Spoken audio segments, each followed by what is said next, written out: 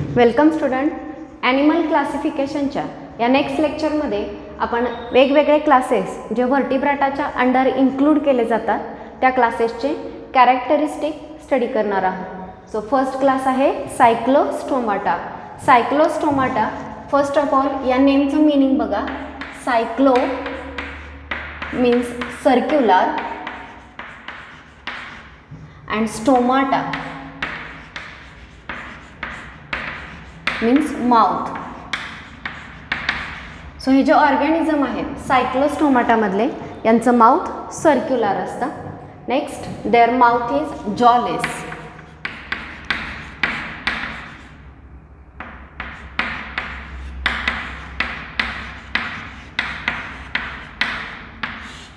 So यांच्या माउथमध्ये jaws किंवा जबडे जे आहेत ते नसतात किंवा ॲबसेंट असतात. सो अग्नाथा जॉजमध्ये माउथमध्ये जॉज नसणारे ऑर्गॅनिझम सायक्लोस्टोमाटामध्ये येतात. नेक्स्ट बघा, देअर स्किन इज सॉफ्ट. यांची जी स्किन आहे ही सॉफ्ट आणि विदाऊट स्केल्स असते. Soft and without scales. So skin soft आहे. फिश सारखे ॲनिमल आपण पाहिलेले आहेत ज्या ॲनिमलच्या वरती बॉडीच्या वरती स्केल्स असतात. मात्र हे सायक्लोस्टोमाटा वॉटरमध्येच राहणारे ऑर्गॅनिझम आहेत. मात्र यांच्या स्किनवरती स्केल्स नसतात. So skin is soft and without scale. Next paired appendages are absent. Paired ॲपेंडेजेस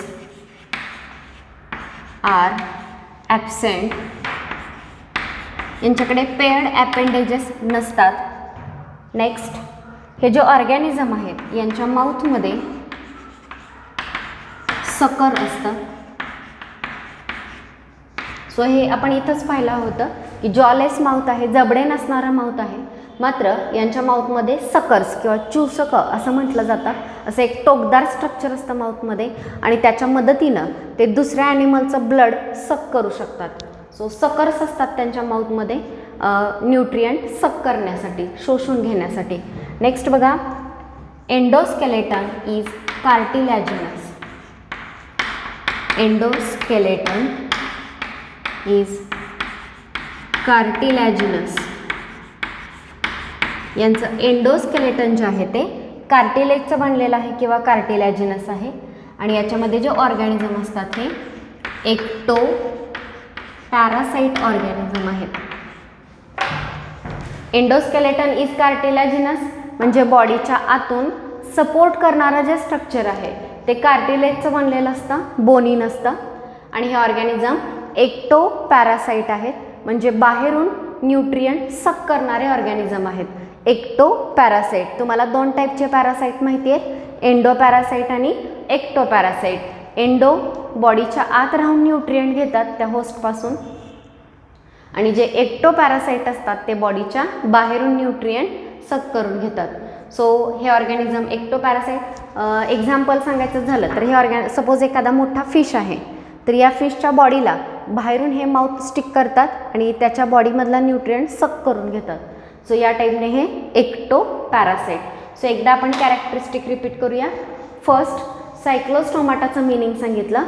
सायक्लो means circular and stomata means mouth.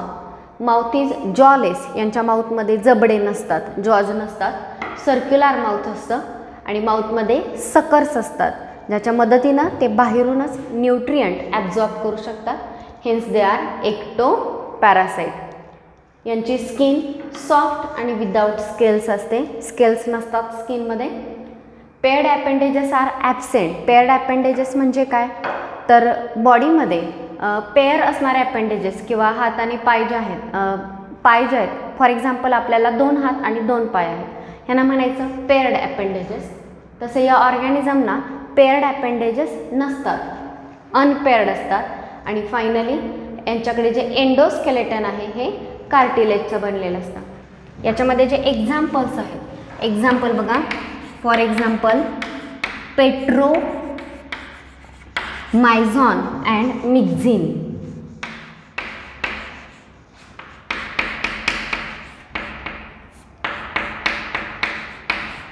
हे याचे 2 एक्झाम्पल आहेत, पेट्रोमायझॉन अँड मिक्झिन. सो बघा, क्लास सायक्लोस्टोमाटा सगळ्यांना समजला का पहा. आणि मी तुम्हाला या आधीच्या व्हिडिओमध्ये सांगितलेलं युरोकॉर्डेटा, सेफॅलोकॉर्डेटा आणि सायक्लोस्टोमाटा यांच्या एक्झाम्पलमध्ये कन्फ्युजन होतं. तर युरोकॉर्डेटामध्ये आपण 3 एक्झाम्पल बघितलेले, हर्डमॅनिया, डॉलिओलम अँड ऑइकोप्ल्युरा. आणि सेकंड जो आहे सेफॅलोकॉर्डेटा, सेफॅलोकॉर्डेटामध्ये आपण एक्झाम्पल पाहिलं होतं ॲम्फीऑक्सस. तर सायक्लोस्टोमाटामध्ये सांगितलं पेट्रोमायझॉन अँड मिक्झिन. सो हे एक्झाम्पल रिपीट करा, तुमच्या लक्षात राहतील.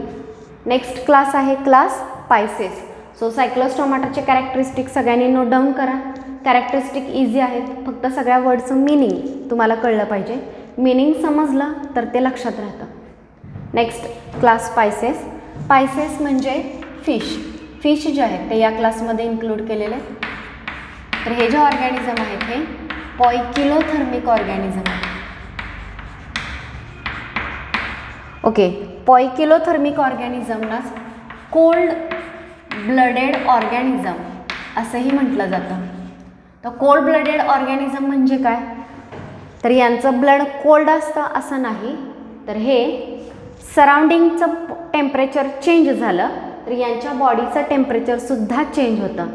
यांना बॉडी टेम्परेचर मेंटेन करता येत नाही. तर आपलं एक्झाम्पल जर द्यायचं झालं तर फॉर एक्झाम्पल असं कन्सिडर करूया 30 डिग्री सेल्सिअस हे आपलं नॉर्मल बॉडी टेम्परेचर आहे. तर आपण हे टेम्परेचर मेंटेन करतो, म्हणजे बाहेर जरी थंडी असली तरी आपल्या बॉडीचं टेम्परेचर 30 डिग्री एवढंच मेंटेन केलं जातं. किंवा बाहेर जरी हॉट कंडिशन असतील तरीसुद्धा आपल्या बॉडीचं टेम्परेचर 30 डिग्री सेल्सिअस एवढंच मेंटेन केलं जातं. बॉडीचं टेम्परेचर सराउंडिंगनुसार चेंज होत नाही. मात्र जे पॉयकिलोथर्मिक ऑर्गॅनिझम आहेत यांच्या बॉडीचं टेम्परेचर सराउंडिंगनुसार चेंज होतं. बाजूला जर कोल्ड कंडिशन असतील तर यांच्या बॉडीचं टेम्परेचरसुद्धा खूप कमी होतं, कूल होतं. जर बाहेर टेम्परेचर हाय असेल तर यांच्या बॉडीचं टेम्परेचरसुद्धा इन्क्रीज होतं. सो अशा ऑर्गॅनिझम ज्यांना बॉडीचं टेम्परेचर मेंटेन करता येत नाही त्यांना पॉयकिलोथर्मिक किंवा कोल्ड ब्लडेड ऑर्गॅनिझम असं म्हटलं जातं. दोन्हीही वर्ड इम्पॉर्टंट आहेत, नीट लक्षात ठेवा. त्यानंतर नेक्स्ट बघा, हे ऑर्गॅनिझम जे आहेत ते marine water as well as fresh water, दोन्ही टाईपच्या वॉटरमध्ये आपल्याला हे पाहायला मिळतात. Marine water as well as fresh water, खारं पाणी किंवा समुद्राचं पाणी आणि गोडं पाणी दोन्ही पाण्यामध्ये हे पाहायला मिळतात. त्यानंतर नेक्स्ट बघा, यांची बॉडी जी आहे ही स्पिंडल शेप बॉडी असते. तर स्पिंडल शेप बॉडी म्हणजे काय, तर बघा जर बॉडीचा शेप असा असेल, दोन्ही बाजूंना टोकदार आणि मध्ये फुगीर असा जर शेप असेल तर त्याला स्पिंडल शेप असं म्हटलं जातं. तर यांच्या बॉडीचा हा स्पिंडल शेप असतो. आता हा आपण एवढा का विचारात घेतोय, तर स्पिंडल शेप असल्यामुळे त्यांना स्विमिंग करताना वॉटरचा रेजिस्टन्स होत नाही. ज्यांना स्विमिंग माहिती आहे त्यांना माहीत असेल, जर आपण रिव्हरमध्ये स्विमिंग करत असू तर पाण्याच्या प्रवाहाच्या दिशेने स्विमिंग करायला काही अडचण येत नाही. पण जर पाण्याच्या प्रवाहाच्या अपोजिट डायरेक्शननी स्विम करायचं असेल तर वॉटरचा बराच रेजिस्टन्स होतो. वॉटरचा रेजिस्टन्समुळे तेवढं स्विमिंग करता येत नाही. मात्र यांची बॉडी कोणत्या शेपची आहे, स्पिंडल शेपची, आणि याच्यामुळे ते वॉटर रेजिस्टन्स अवॉइड करू शकतात. म्हणजे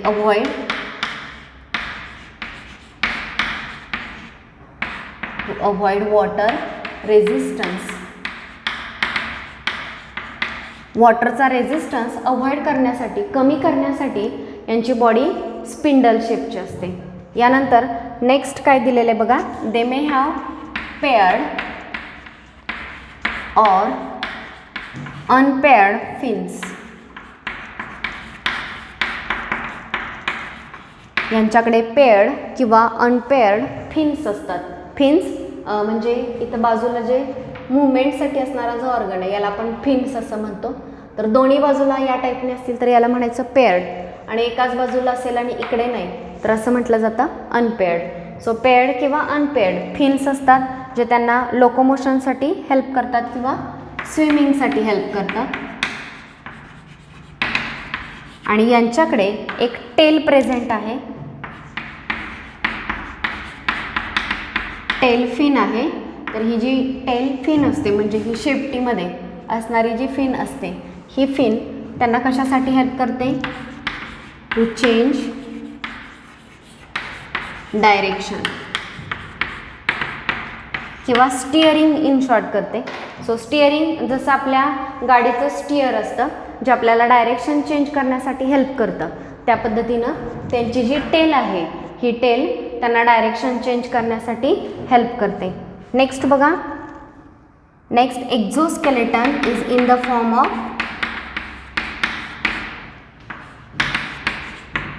स्केल. यांचं जे एक्झोस्केलेटन आहे ते स्केलच्या फॉर्ममध्ये असतं आणि एंडोस्केलेटन जे आहे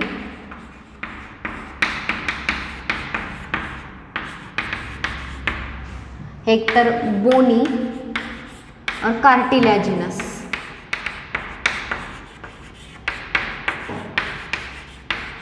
दोन्ही कॅरेक्टरिस्टिक बघा, एक्झोस्केलेटन एक्झो बाहेरून आणि स्केलेटन सपोर्टिंग स्ट्रक्चर.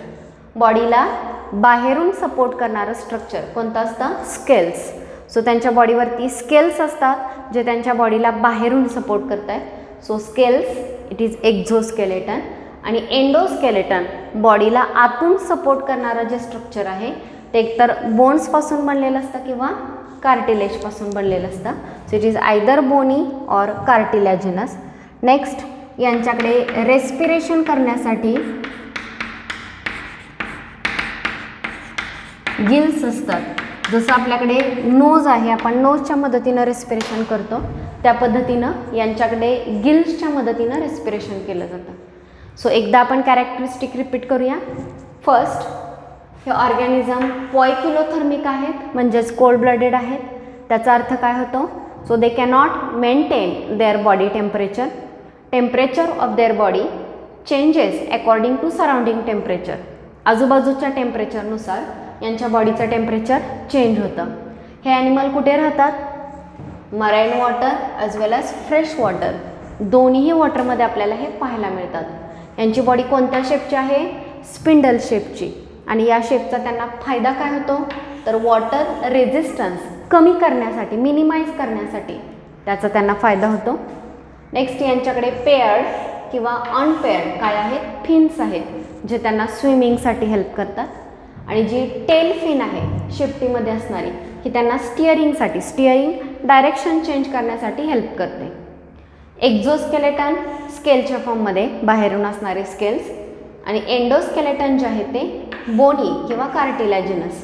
म्हणजे काही फिशच्या बॉडीच्या आतमध्ये काटे असतात तर ते त्यांचे बोनी स्केलेटन झालं. काही फिशमध्ये काटे नसतात तर त्यांचं स्केलेटन कार्टिलॅजिनस. काहींमध्ये दोन्हीही असतं, बोनी ॲज वेल ॲज कार्टिलॅजिनस. आणि स्केल्स तुम्हाला माहिती आहेत, एकतर या टाईपचे स्केल्स काही फिशच्या बॉडीवरती पाहायला मिळतात तर काहींच्या बॉडीवरती असे सर्क्युलर स्केल्स पाहायला मिळतात. तर हे जे स्केल्स आहेत हे त्यांचं एक्झोस्केलेटन आहे. रेस्पिरेशन करण्यासाठी यांच्याकडे गिल्स असतात. सो हे आपण पाहिले पायसेसचे कॅरेक्टरिस्टिक. नेक्स्ट एक्झाम्पल काय बघा, रोहू, पॉम्फ्रेट,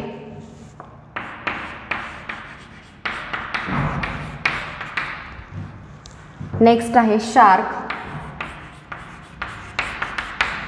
सी हॉर्स. सो यासारखे एक्झाम्पल जे आहेत ते याच्यामध्ये इन्क्लूड केले जातात. असे बरेच एक्झाम्पल आहेत, रोहू, कटला, पॉम्फ्रेट, शार्क, सी हॉर्स. हे एक्झाम्पल व्यवस्थित लक्षात ठेवा. याशिवाय इलेक्ट्रिक रे आणि स्टिंग रे सुद्धा दिलेले आहेत. इलेक्ट्रिक रे जो आहे त्याच्याकडे इलेक्ट्रिक करंट प्रोड्यूस करण्याची ॲबिलिटी असते.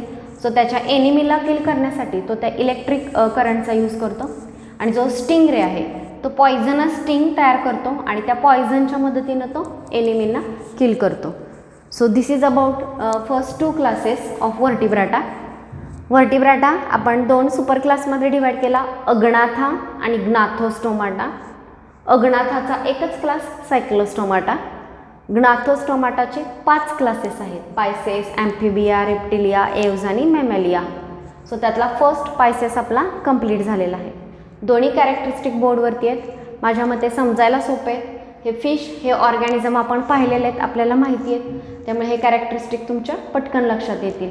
सो कोल्ड ब्लडेड असणं, बॉडीचा शेप स्पिंडल, कुठे राहत आहेत तर वॉटर आणि दोन्ही टाईपचे वॉटर, मराईन आणि fresh water, paired unpaired fin for swimming, tail fin for changing direction, exoskeleton is in the form of scale, endoskeleton may be bony और cartilaginous, and for respiration they have gills. And last but not the least, remember the examples of this phylum: rohu, pomfret, shark, seahorse, electric ray, stingray. हे example class स्पायसेसमध्ये येतात. यानंतरचा next class जो आहे तो आहे ॲम्फिबिया. So ॲम्फिबियाचे काय characteristic आहेत ते बघा.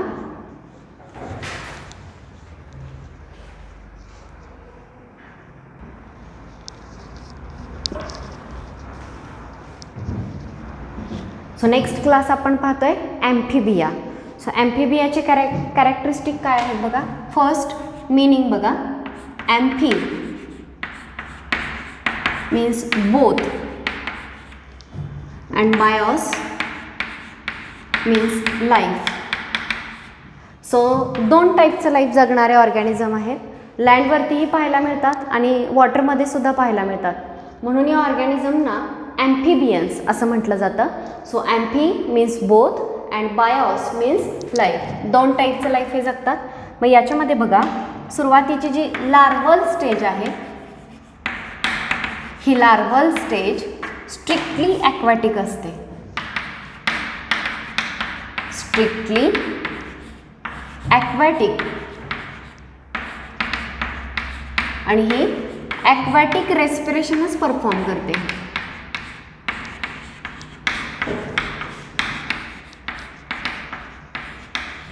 ठीक आहे, हे माहिती असू द्या. एरियल रेस्पिरेशन वेगळं असतं आणि वॉटरमधलं रेस्पिरेशन वेगळं असतं. एअर किंवा लँडवरती रेस्पिरेशन करण्यासाठी लंग्स असतात शक्यतो, आणि जे वॉटरमध्ये राहतात त्यांच्याकडे रेस्पिरेशन करण्यासाठी गिल्स असतात. तर हे जे ॲम्फिबियन्स आहेत यांची लार्वल स्टेज जी आहे, ही लार्वल स्टेज स्ट्रिक्टली ॲक्वॅटिक, पाण्यातच पाहायला मिळते, जमिनीवर असं नाही. आणि हे कोणतं रेस्पिरेशन दाखवतात तर ॲक्वॅटिक रेस्पिरेशन. तर यांची जी अडल्ट स्टेज आहे, अडल्ट स्टेज, तर ही दोन्ही ठिकाणी पाहायला मिळते. Land as well as in water, पाणी आणि जमीन दोन्ही ठिकाणी हे राहतात आणि दोन्ही टाईपचं रेस्पिरेशन हे परफॉर्म करू शकतात. Aerial and aquatic respiration. So दोन्ही टाईपचं रेस्पिरेशन परफॉर्म करू शकतात, aerial as well as aquatic. So हे नीट लक्षात ठेवा. ह्यांची लार्वा स्टेज, पर्टिक्युलरली फ्रॉगचं एक्झाम्पल जर लक्षात ठेवलं तर हे तुमच्या अजून चांगलं लक्षात राहील की फ्रॉगचा जो लार्वा असतो एगमधून बाहेर आलेला, त्यांचे एग आणि त्यांचे लार्वी मुळातच पाण्याच्या जवळ किंवा पाण्यात असतात. तर यांची लार्वा स्टेज पाण्यात आहे आणि ते ॲक्वॅटिकच रेस्पिरेशन करतात. तर जी अडल्ट स्टेज आहे ती लँड आणि वॉटर दोन्ही ठिकाणी पाहायला मिळते. लँडवरती असणारे एरियल रेस्पिरेशन आणि वॉटरमध्ये असणारे ॲक्वॅटिक रेस्पिरेशन या ठिकाणी दाखवतात. नेक्स्ट बघा, नेक्स्ट कॅरेक्टरिस्टिक आहे, they have two pairs of appendages. Two pairs of appendages म्हणजे यांना पायाच्या दोन जोड्या असतात, पुढचे दोन पाय आणि पाठीमागचे दोन पाय. नेक्स्ट, हे जे पाय आहेत किंवा ॲपेंडेजेस आहेत त्यांना डिजिट्स असतात किंवा बोट असतात, digits without clause. Without clause. So पहिली गोष्ट तुम्हाला सांगितलं की ॲपेंडेजेस आहेत, पेड ॲपेंडेजेस आहेत, आणि हे जे ॲपेंडेजेस आहेत यांना डिजिट्स किंवा बोट आहेत, मात्र त्यांना क्लॉज किंवा नख्या ज्या आहेत त्या त्यांना नसतात. नेक्स्ट, यांच्याकडे बॉडीला बाहेर सपोर्ट करणारं स्ट्रक्चर एक्झोस्केलेटन. जसं आपण फिशमध्ये बघितलं की स्केल्स असतात, तर तसं कुठलंही स्ट्रक्चर यांच्याकडे नसतं. So exoskeleton is absent. Their skin is kept moist for respiration. कोणत्याही प्रकारचं त्यांना एक्झोस्केलेटन नाही आहे बॉडीला बाहेरून सपोर्ट करणारं, आणि त्यांची स्किन जी आहे ती ओलसर ठेवली जाते, मॉइस्ट ठेवली जाते. कशासाठी? तर त्या स्किनमधून रेस्पिरेशन करता यावं यासाठी. Next, external ear are absent.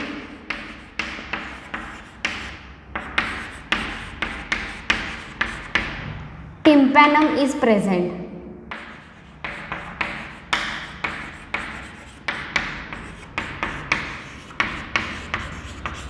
Okay, आता एक्सटर्नल इयर काय? तर आपल्याला हे जे बाहेरून इयर दिसत आहेत यांना एक्सटर्नल इयर म्हटलं जातं. ॲम्फिबियन जे आहेत यांच्याकडे एक्सटर्नल इयर नसतात. So external ears are absent. त्याऐवजी टिम्पॅनम असतं. सो मुलांना तुम्ही 9th स्टँडर्डमध्ये इयरचं स्ट्रक्चर पाहिलेलं आहे आणि त्या स्ट्रक्चरमध्ये तुम्ही शिकलेलं आहात हे जे एक्सटर्नल इयर आहे त्याच्या आत एक ट्यूब स्टार्ट होते आणि नेक्स्ट इथे एक इयर ड्रम असतो, कानाचा पडदा असतो, त्यालाच आपण टिम्पॅनम असं सुद्धा म्हणतो. तर हे जे ऑर्गॅनिझम आहेत यांच्याकडे हे एक्सटर्नल इयर आणि ही विंड पाईप, ही पाईप जी आहे, ट्यूब जी आहे, ही यांच्याकडे नाही आहे. डायरेक्ट तो इयर ड्रम बाहेरच प्रेझेंट असतो. फ्रॉकचे जर तुम्ही आईज किंवा डोळे बघितले तर त्यांच्या पाठीमागे पीठ लाईक खड्ड्यासारखं एक स्ट्रक्चर आहे, स्किन असते तिथं नाजूक, तर त्यालाच आपण टिम्पॅनम असं म्हणतो. तो त्यांचा इयर ड्रम आहे. Next, neck is absent. यांच्याकडे नेक नाही आहे. Neck is absent. So head आणि ट्रंक यांच्यामध्ये त्यांना नेक प्रेझेंट नाही. So these are the characteristic of amphibia. Eyes with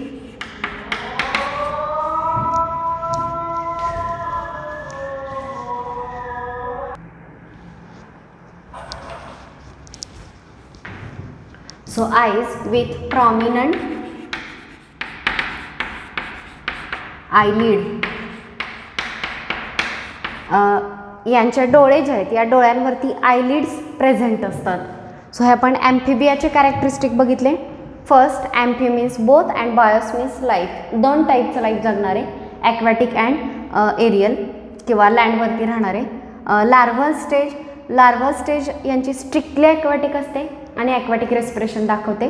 तर अडल्ट स्टेज जी आहे ती लँड आणि वॉटर दोन्ही ठिकाणी पाहायला मिळते आणि ही एरियल आणि ॲक्वॅटिक दोन्ही टाईपचं रेस्पिरेशन दाखवते.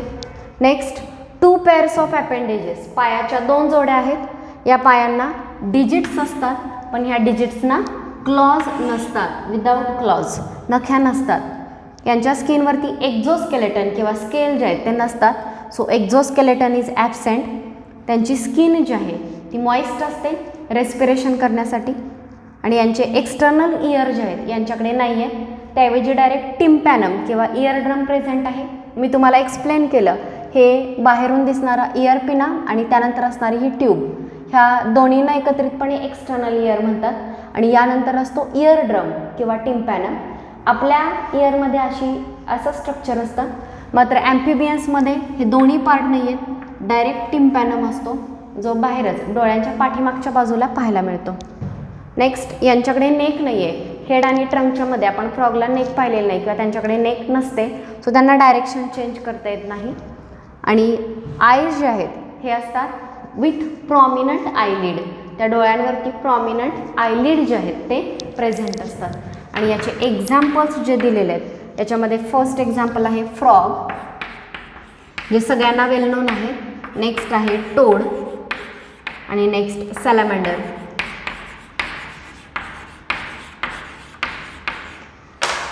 Frog, toad and salamander. याच्यामध्ये फ्रॉग आणि टोड दोन्ही एक्झाम्पल किंवा पिक्चर्स बुकमध्ये दिलेले आहेत. बऱ्यापैकी सिमिलर, फ्रॉगसारखेच दिसणारे ते ऑर्गॅनिझम आहे टोडसुद्धा. आणि सॅलमँडर साधारण लिझार्डसारखा दिसणारा पण थोडासा वेगळा ऑर्गॅनिझम असतो.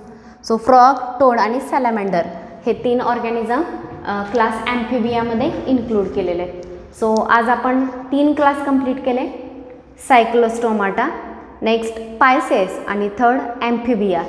कॅरेक्टरिस्टिक लक्षात ठेवायला इथून पुढे सोपे जातात पायसेसपासून पुढे, कारण तुम्हाला ऑर्गॅनिझम माहिती आहेत.